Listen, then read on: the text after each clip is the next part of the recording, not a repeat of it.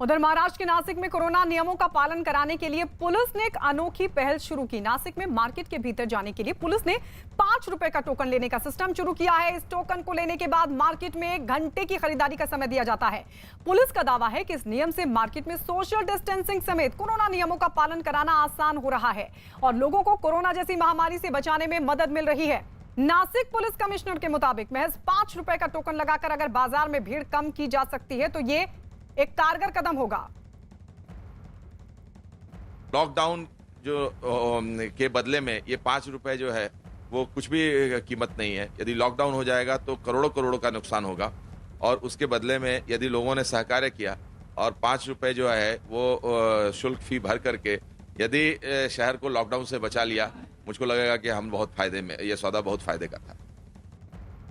और चलिए अब सीधे नागपुर रुक कर लेते हैं। तुषार कोले हमारे सहयोगी इस वक्त हमारे साथ जुड़ गए हैं। महाराष्ट्र में लॉकडाउन के संकेत मुख्यमंत्री की तरफ से। तुषार, लेकिन क्या इस संकेत के बाद नागपुर में हालात सुधरते हुए दिख रहे हैं?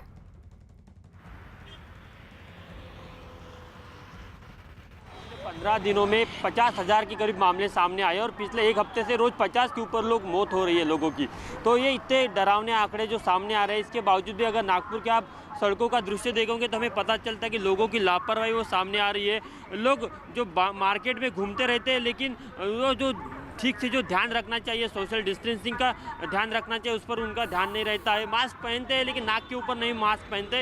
यही एक दिक्कत है। अगर नागपुर के हॉस्पिटल की स्थिति देखी जाए तो नागपुर के हॉस्पिटल में जो बेड है, बेड में आज 35 लाख का नागपुर शहर की लोक संख्या, लेकिन अगर 350 बेड होंगे तो लोगों को अगर पॉजिटिविटी लोगों की बढ़ेंगी और लोग आईसीयू में जाने के अगर आएंगे तो लोग यहाँ हॉस्पिटल में बेड नहीं है। अगर देखा जाए तो नागपुर के जो आज की तारीख में जो बेड है उसमें सिर्फ 18 वेंटिलेटर के बेड है, 40 आईसीयू के बेड है और तकरीबन ऑक्सीजन जो बेड है वो 250 बेड है। तो तकरीबन 350 के करीब नागपुर में बेड है। इसके बावजूद भी देखा जाए तो जो हालात खराब हुए हैं उसके बाद भी लोगों की लापरवाही बार बार सामने आ रही है। प्रशासन की भी यही चिंता है और पिछले 15 दिनों में अगर देखा जाए तो 50,000 के मामले सामने आए हैं और उस रोज 50 के ऊपर लोगों की मौत हो रही है। तो ये एक दिक्कत नागपुर में देख रही है। लोगों की लापरवाही भी बार बार सामने आ रही है। हालात नहीं सुधरे। नागपुर में लौटेंगे तुषार आपके पास। देश में कोरोना की दूसरी लहर के खतरे को देखते हुए केंद्रीय स्वास्थ्य मंत्रालय ने कोविड अस्पतालों को दुरुस्त करने की सलाह दी है। केंद्र की तरफ से राज्यों को लिखी गई चिट्ठी में कहा गया कि राज्य अपने स्तर पर ज्यादा से ज्यादा टेस्ट को बढ़ाएं और इसके साथ ही कोरोना के नियमों को सख्ती से लागू करवाया जाए। केंद्र सरकार ने राज्यों को उन अस्पतालों को फिर से खास तौर पर कोविड मरीजों के लिए खोलने को कहा है जिन्हें मरीजों की संख्या कम होने के बाद बंद कर दिया गया था। केंद्रीय स्वास्थ्य मंत्रालय के मुताबिक देश के 6 राज्य ऐसे हैं जहां से कोरोना के 80% मामले सामने आ रहे हैं। अगर आपके यहाँ केसेस बढ़ रहे हैं तो आपके यहाँ टेस्ट्स की संख्या क्यों नहीं बढ़ रही है? तो आवश्यकता इस बात की है कि आप टेस्ट्स को बढ़ाएं और उसमें विशेष फोकस RT-PCR टेस्ट्स पर दें।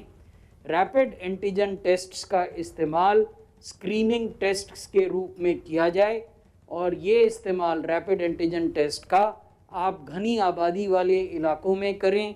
आप उन इलाकों में करें जहां क्लस्टर्स में नए केसेस हो रहे हैं। कई ऐसे अस्पतालों को ओपन किया था for non Covid health services.